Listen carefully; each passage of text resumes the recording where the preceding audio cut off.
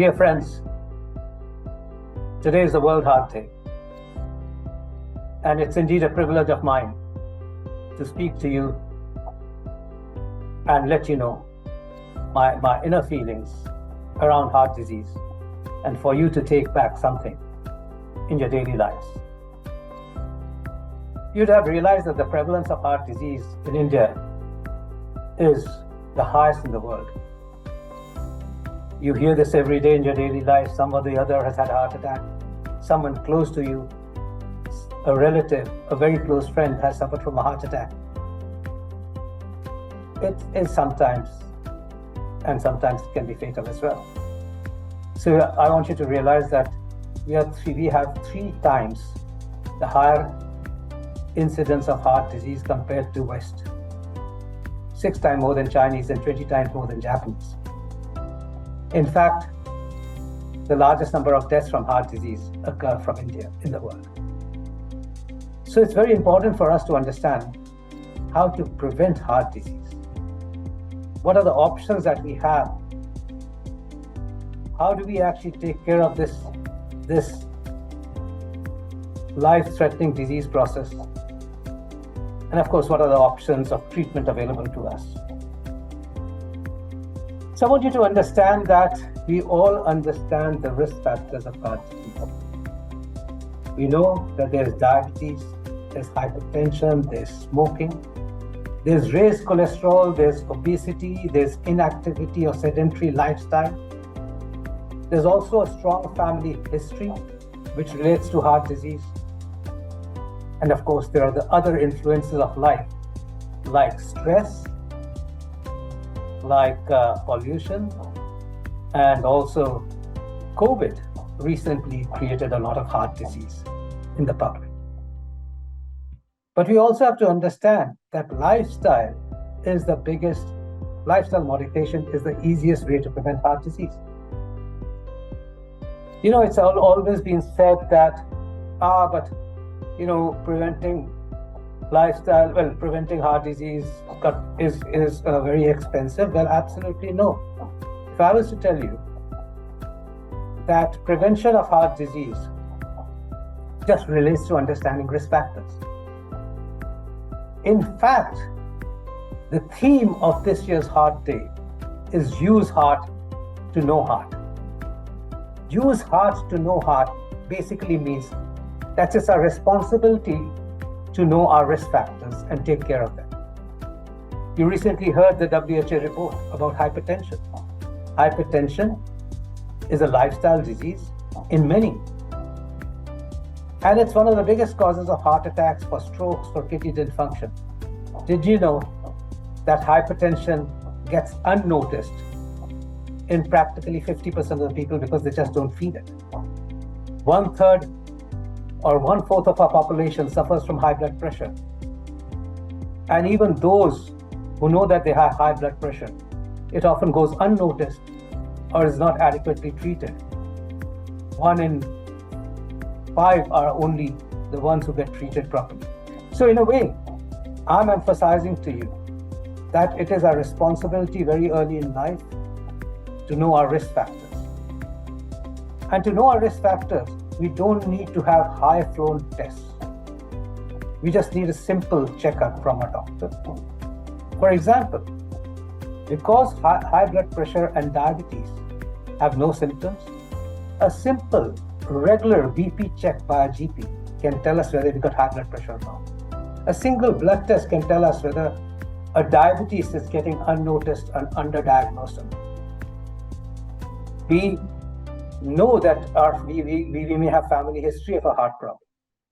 If somebody in our family, like mother, father, sister or brother, had a heart attack or sudden cardiac death or suddenly had died at an early age, again it becomes our responsibility to have a simple checkup which will diagnose for us any risk factors that we have for heart disease. I want you to understand that smoking is a no-no. It should be totally excluded from our life, and sometimes I even say that you shouldn't be even near a person who smokes, because even if a person smokes and you're near the person throughout your life, you could be actually smoking cigarettes without knowing it. yourself. So it's very important to make sure of that. Cholesterol is an important factor. If there's a family history of high cholesterol, a simple blood test could tell us that we have high cholesterol or not. So if you put all this together, if you give up smoking, diagnose and keep your blood pressure under check, just have a regular checkup for a BP, make sure that diabetes is not there, cholesterol tests are done, especially if there's a strong family history of heart disease, then we've actually understood our risk factors. Stress, of course, is there in everybody's life.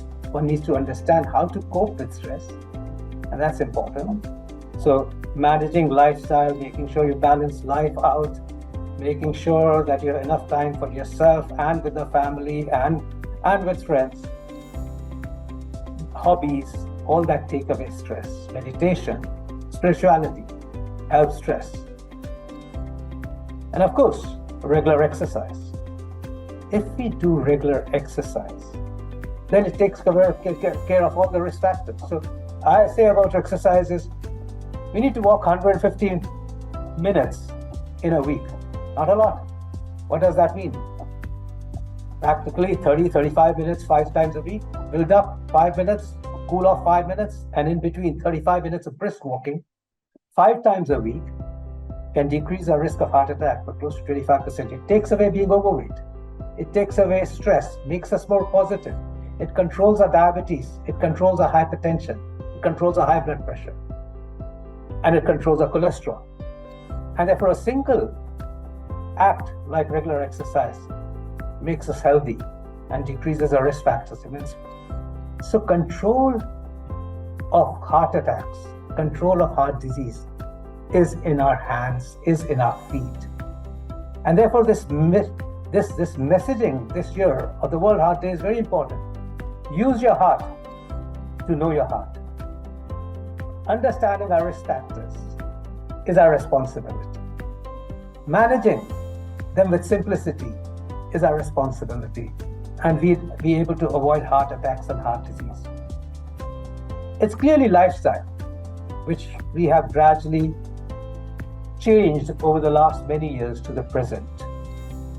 We are always deadlined for something or the other. We are under stress. Our eating habits have changed from healthy diets of the past to more fast foods. It is not the fat which is harmful. It is the type of fat that we eat which is harmful. The trans fats which exist in many cooked foods, many foods, or many stored foods, or many things that we buy and eat. And therefore, we've got to be careful around our health. Healthy diet becomes an integral part, and healthy diet is the least expensive diet, to tell you right. We always talk about prevention of heart disease, saying, but there could be expensive things and expensive tests. Actually, it is an inexpensive understanding the risk factors, and it is inexpensive to take care of our lifestyles. You've been hearing about expensive tests like CT angiograms to diagnose heart disease. I want you to understand that those are not the tests for diagnosing risk factors. Those are only meant for specific people, for specific reasons. Prevention of heart disease is understanding risk factors through simple checkups and simple blood tests. There's been a recent concern about young people having sudden collapse and suddenly dying. And the concerns exist around, therefore, in the public, concerns exist around how did that happen.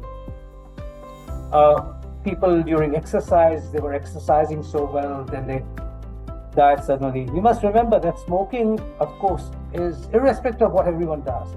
Smoking can counter everything and lead to sudden heart attack and sudden death. I mean, we get young people who are in the mid-20s and early 30s, who's one of the main risk factors of their lives, apart from a family history, is smoking. Because smoking creates clots in the arteries of the heart and can cause sudden heart attacks. One of the common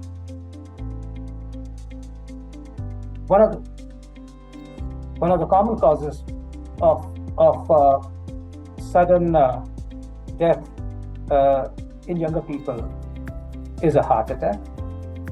Could be related to smoking, could be related to other factors also. And therefore, don't be wary of exercise. All we do is say that if you're going to actually have severe, unaccustomed exercise, if you're suddenly embarking on extreme exercises or extreme sports, then clearly have a checkup before you do that. Understand your limitations, understand your heart, and that is why we say use heart to know heart, so that we keep ourselves safe. Exercise is good for the heart, except extreme exercise and very severe exercise, including weightlifting, etc., would need a checkup prior to doing that. Primarily because those are severe anaerobic exercises. For the heart, we say walking and brisk walking and aerobic exercises are the best. Of course, if you want to build muscles and if you actually want to have stamina and if you want to do, say, a marathon, that's a different level of exercise and that's what requires more checkups if you embark on that suddenly. I think the other aspect that I want to talk to you about is that, when we see these visuals of somebody collapsing or passing away, then it brings to mind that why couldn't somebody be around to do some resuscitative measures, because it has been seen that even basic resuscitative measures can bring a patient who's collapsed or bring a person who's collapsed out of it with a 60% chance. We call it basic life support. We call it bystander life support. There is no reason for anybody to collapse, and most of the collapses and sudden heart attacks leading to sudden cardiac arrest or death happen usually in places where there are a lot of people. It can happen at home when there are others around. It also happens if you see many of those visuals, unfortunate visuals that have come across, have been in public places. We therefore have a responsibility also to be able to understand how to resuscitate a person who's collapsed in front of us. And we call it basic life support. And it is extremely simple for all of us to know it. So take some time out to learn basic life support. You can easily learn it even from numerous YouTube videos which exist there. You can go to any close by hospital and ask them to teach me basic life support. And there are numerous programs, visuals, because it can come in useful. I actually want to educate my friends. Whoever has any heart disease patient, a heart disease patient could be my father, mother, brother, sister in our own home, our spouses, that we should know basic life support was it to be needed. And it's going to be important how to resuscitate a collapsed person, because it may buy that right amount of time to prevent death and get our beloved ones or even someone who's on the street to be able to get to the hospital, have treatment, and therefore survive. So basic life support is something that we must all know. It is very simple to perform, and even today, after you hear me, just look up the YouTube and understand basic life support. You may be able to save many lives yourself in the community. There are numerous advancements in treatment that have happened over the last 25 to 30 years in cardiac disease. Many numerous non-surgical procedures are now available for the treatment of heart disease. And therefore, heart disease is something which is now giving better outcomes through treatment over a period of time. We are encouraging India to research, to manufacture, and create more indigenous treatment options. We don't need to get everything from the West. And our struggle and our efforts should be aimed at more science and research from this country. More manufacturing, more indigenization, so that our patients can have treatment options, advanced treatment options at a much lower cost. And not just advanced treatment options at a much lower cost, but with the same quality as being provided in the West, to the same quality as being provided in the large hospitals in our country. That is what should go downstream to tier 2 and tier 3 cities, And there's no reason why any Indian can't have an affordable treatment, and not just affordable treatment, but a quality treatment of heart disease at a low cost. I think that is the mission. We're going to hear a lot about this in the coming hours as we address and create realization around the World Heart Day. And to all of you, I must say, as a nation, as individuals, let's take a responsibility that prevention of heart disease and saving lives is not just a national responsibility, it's also our individual responsibility. And we have to do everything in our hands and in our feet, I would say, to prevent heart disease. So use heart, know heart. Use your heart and know your heart. And of course, do it for others as well. Thank you very much.